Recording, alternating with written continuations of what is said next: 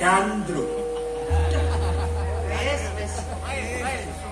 Pura marum ingkang sapa ing wana.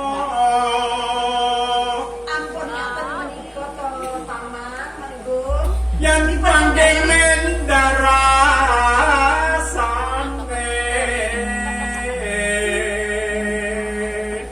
Wis pahit. Sumber kongsa ning gunung. Reksa langking. Peralatan kraton jenggala pura saya. Sisane gani.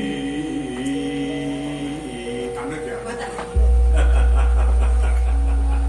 Ampun dilajengke. Yen lega pinaran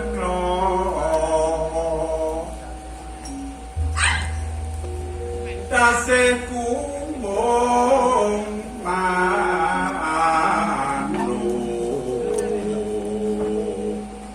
Sing jenenge tresna ngaten boten saged dipun peksa. Suwe-suwe mengko kowe mesti tresna. Boten nyawang panjenengan nyelot suwe ora nyelot seneng nyelot seneng. Panggil kang manah Surya Ratri wong kuning sun kawulani sunadep saben dina. Terus kan kowe manut apa milih bapakmu mati? Manut. Manut apa bapakmu tak pateni? Sik. Akhirnya. Mangkirien kepiye?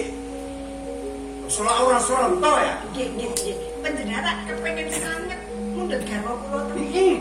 Nah, nek kepengin sanget mundhut garwa kula mriki kula tak. Piye? Kula tak matur lenggah niki. Piye?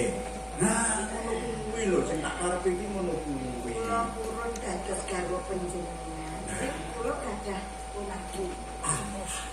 Nak mung punagi wae kowe arep njaluk apa? Mesti tak turuti. Ora suwe meneh. Aku ki mukti ngawi bombo kok kepiye? Oke, sepindah kula nuwun.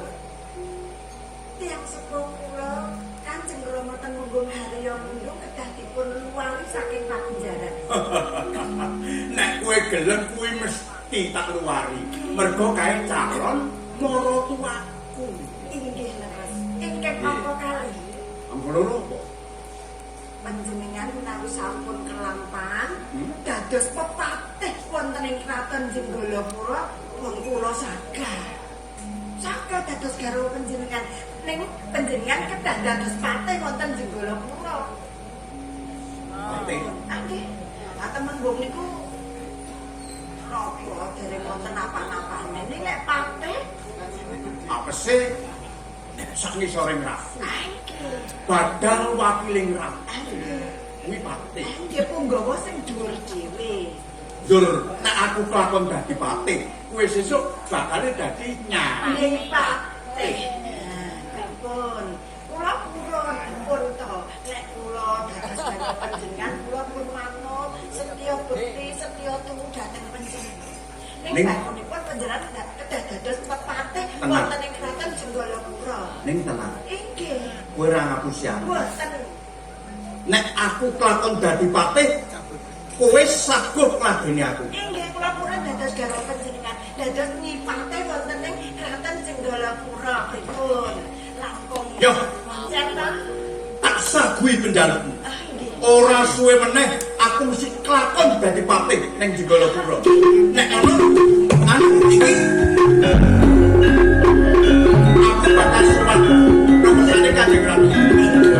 Arep buka perkara iki. Aku jaluk pamit ya. Pucet-pucet ya. Pamit ya.